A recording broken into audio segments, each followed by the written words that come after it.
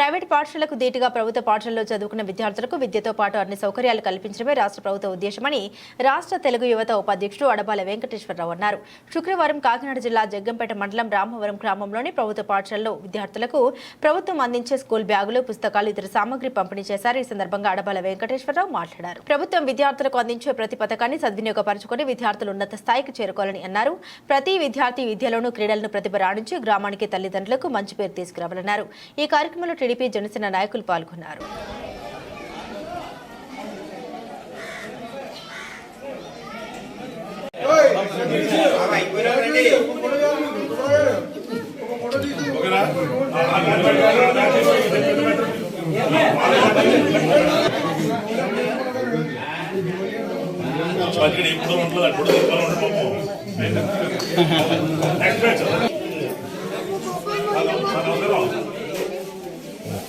కార్తీక్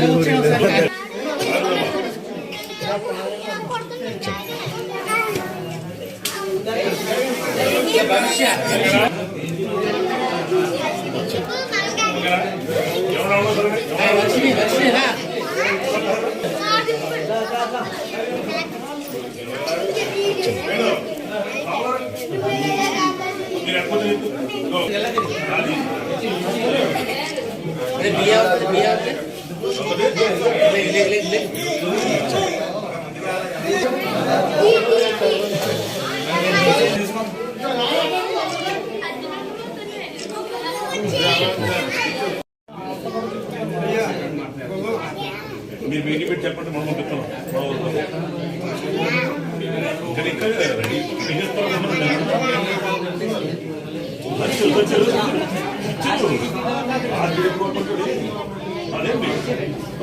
మళ్ళీ మీరు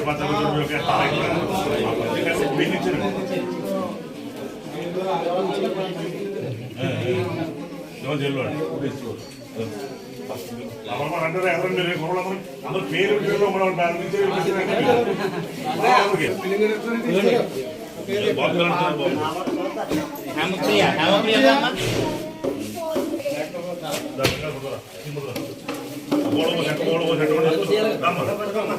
నెంబర్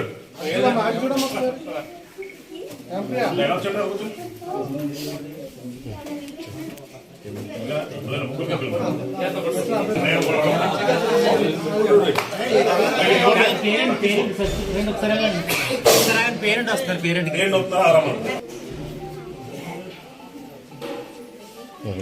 ఓకేనా?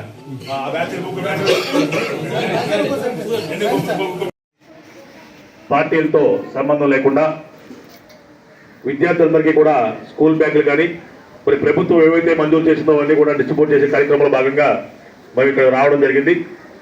మమ్మల్ని ఎవరైతే ఆహ్వానించారో వాళ్ళందరికీ కూడా ప్రతి ఒక్కరికి కూడా పేరు పేరున ధన్యవాదాలు తెలియజేసుకుంటూ, మీ అందరికీ ఒకటే విషయం సార్, ఈ రామవరం గ్రామంలో ఎలక్షన్లు జరిగినప్పుడు మాత్రమే రాజకీయ ప్రస్తావనలే ఉంటాయి.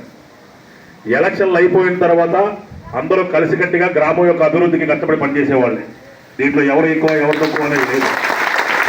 మరీ ముఖ్యంగా నేను 2004లో రాజకీయాల్లో రావడం జరిగింది. నాకంట ముందు అనేక మంది మహానుభావులు ఈ గ్రామాన్ని పరిపాలించడం జరిగింది. మరి ఈ గ్రామాన్ని పరిపాలించినటువంటి అనేక మంది నాయకులు కానీ, నా తర్వాత కానీ, నా ముందు కానీ పరిపాలన చేసినటువంటి వాళ్ళు కానీ ఈ పరిసర ప్రాంతాలు కానీ శుభ్రంగా ఉంచాలి, స్కూల్ అభివృద్ధి చేయాలి అనే ఉద్దేశంతో మరి మండప కంకణ టైం కూడా స్కూల్ తీసుకురావడం కూడా జరిగింది. మరి ఆ రోజున స్కూల్ బిల్డింగ్, పాత బిల్డింగ్ ఉండి మీ అందరూ కూడా చదువుకున్న బిల్డింగ్, దాన్ని డిస్మాండిల్ చేసి అదే కొత్త బిల్డింగ్ తీసుకురావడం జరిగింది. తర్వాత 2013లో మీరు ఎక్కిన తర్వాత అనేక పర్యాయాలకు వచ్చి మేము పిల్లల యొక్క పరిస్థితి చూస్తే ఎండలో కూర్చొని చదువుకునే పరిస్థితులు ఉండేవి. మరి అలాంటి పరిస్థితులు మా పిల్లలు ఏ విధంగా అయితే ఇబ్బంది పడకూడదని ఒక తల్లిదండ్రులుగా భావిస్తామో, మరి ఈ స్కూల్లో చదువుకున్న ప్రతి విద్యార్థిని కూడా బాధపడకూడదనే ఉద్దేశంతో మరి ఆ రోజున స్థానిక ఎమ్మెల్యే జ్యోతుల నెహ్రూ గారిని ప్రతిమలాడుకుని మరి ఈ స్కూల్ యొక్క శాంక్షన్ తెచ్చుకుని 5,60,000 రూపాయలతోటి కేవలం స్కూల్ బిల్డింగ్ మాత్రమే శాంక్షన్ వస్తే అడిషనల్ గా మేము బాధ్యత తీసుకుని లోపల క్లాసు బయట క్లాసు పెట్టుకోండి అని చెప్పేసి కరెంట్ ఈ ఇనప కట్టడం ఏవైతే ఉన్నాయో ఇవన్నీ కూడా ఆ రోజు సొంత డబ్బులతో మేము నిర్మించడం జరిగింది. అదేవిధంగా పిల్లలు ఎక్కడో చెరువులకు పోయి ఒక బకెట్ నీళ్లు పోసుకుని వచ్చి ఇక్కడ ప్లేట్లు కడుక్కోవడం లేదా మధ్యాహ్న భోజన పథకానికి వాడుకోవడం జరిగే దౌర్భాగ్య పరిస్థితులు ఆ రోజు ఉండేవి. అంటే ఆ రోజు గ్రాంట్ లేకపోవడం, స్కూల్ వచ్చిన తర్వాత అన్ని వసతులు ఒకసారి రావు కాబట్టి ఉండే ఇబ్బందులు ఉండేవి. అప్పుడు వెంటనే 1,20,000 రూపాయలతో ఇక్కడ మోటార్ తీసుకుని వచ్చి ఇక్కడే ఈ సరౌండింగ్ ప్రాంతంలో ఎక్కడ కట్టడం జరిగింది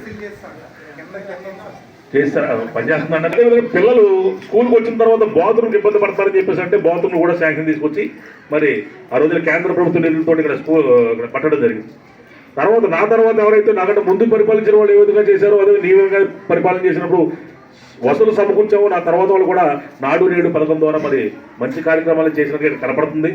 ఇక్కడ ఎటువంటి రాజకీయ తారతమ్యాలని ఉండవు. మా పిల్లల్ని ఏ విధంగా అయితే ప్రేమిస్తామో ఈ స్కూల్లో చదువుకున్న ప్రతి పిల్లవాడిని ప్రతి అమ్మాయిని కూడా సొంత కూతురుగా భావించి మీరు అందరూ బాగుండాలి, బాగా చదువుకోవాలి, ఉన్నత స్థాయికి వెళ్ళాలి అని చెప్పేసి ప్రతి ఒక్కరు కూడా ఈ గ్రామంలో ఉన్న వాళ్ళందరూ కూడా కోరుకునే వ్యక్తులమే. మీరు కూడా వ్యక్తి పరిస్థితి కూడా ఒకటే సార్. ఇక్కడ పనిచేసే ఎంప్లాయీస్ అందరికీ కూడా బాగా మీరు చెప్పేసి వెళ్తాం. మధ్యనాడు పిల్లలందరికీ కూడా స్వీట్స్, అరటిపళ్ళు, పులిహార, పెరుగు ఆ రోజున మొత్తం అందరూ కూడా వస్తామండి. మేము వచ్చిన తర్వాత వాళ్ళ నాన్నగారి పేరు మీద పిల్లలందరికీ కూడా ఇవ్వాలని చెప్పేసి అనుకుంటాను. అయితే వైజాగ్ అర్జెంట్ బాగుండి వెళ్తున్నారు ఆయన.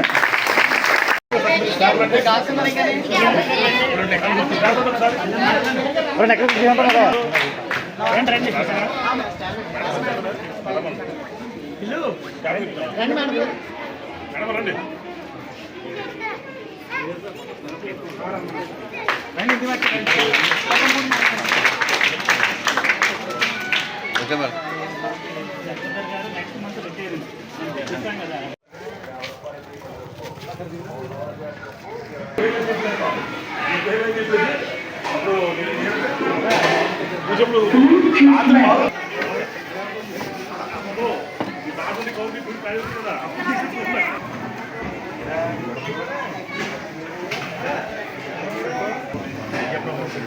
గౌరవనీయులైన గ్రామ పెద్దలందరికీ కూడా దీని గురించి నేను కొత్తగా చెప్పాల్సిన విషయాలు ఏమి జరిగింది.